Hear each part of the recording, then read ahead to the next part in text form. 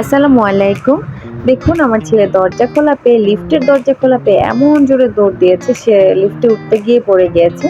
তো আজকে আমি একটু বাহিরে যাচ্ছিলাম। আমার খুবই ইম্পোর্টেন্ট কিছু জিনিস কেনা বাকি ছিল।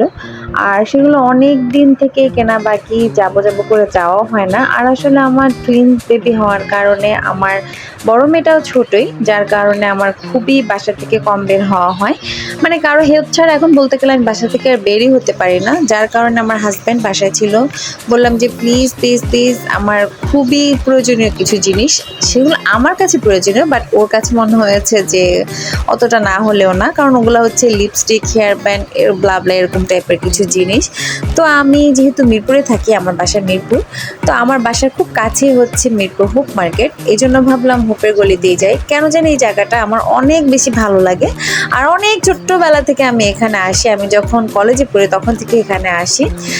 কিন্তু এখানে আমার হাজব্যান্ড একদম নিয়ে আসতে চায় না। যখন শুনেছে আমি বাইরে যাব তখনও কিছু বলেনি, কিন্তু যখন শুনেছে আমি হোপ মার্কেটে যাব তখন সে বলছে যে তোমাকে যাওয়াই লাগবে, না গেলে কি হয় না, এই টাইপের কথাগুলো। মানে সে এখানে আসাটা বেশি পছন্দ করে না, বলে যে এখানে অনেক বেশি মহিলা মানুষ থাকে, অনেক গ্যাদারিং থাকে, আর তুমি দেখতেই থাকো দেখতেই থাকো। আসলে মেয়ে মানুষের যা হ্যাবিট আর কি, সব কিছুই দেখতে ইচ্ছা করে। একটু দাম জিজ্ঞাসা করি, কোনোটার দাম মিলে গেলে কিনে ফেলি। অপ্রয়োজনীয় অনেক জিনিসপত্র কেনা হয় এখানে গেলে।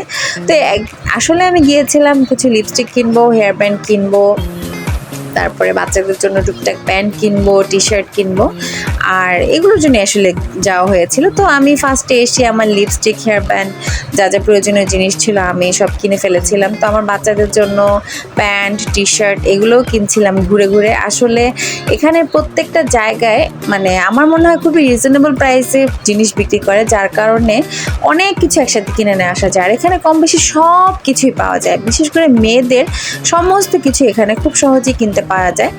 তার কারণে হচ্ছে আমি একটু চাচ্ছিলাম হেঁটে হেঁটে দেখতে, বাট আমার হাজব্যান্ড চাচ্ছিল না। তাও আমি তাকে জোর করে একটু বলছিলাম যে একটু চলো আর একটু দেখি এরকম করে যাচ্ছিলাম। আর আমরা গিয়েছিলাম সন্ধ্যার আগে, কিন্তু ওখানে থাকতে থাকতে মাগরিবের আজান হয়ে গিয়েছিল, যার কারণে অন্ধকার হয়ে গিয়েছিল।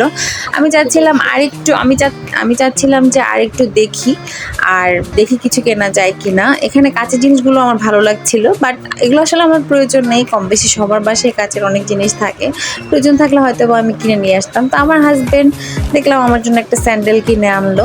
তো এই যে দেখুন, তাকে আমি অনেক রিকোয়েস্ট করে বললাম যে একটু ফুচকা খাই চলো। সে এখানে চাচ্ছিল না দাঁড়িয়ে দাঁড়িয়ে ফুচকা খেতে, কিন্তু আমার মেয়ের রিকোয়েস্টের কারণে সে বললো যে ওকে ডান, খাও। তো আমরা এই যে দেখুন আমাদের জন্য ফুচকা, আমার মেয়েরটা হচ্ছে ঝাল ছাড়া আর আমারটা হচ্ছে ঝাল বলা, আর আমার হাজব্যান্ড তো ফুচকা খাবেই না।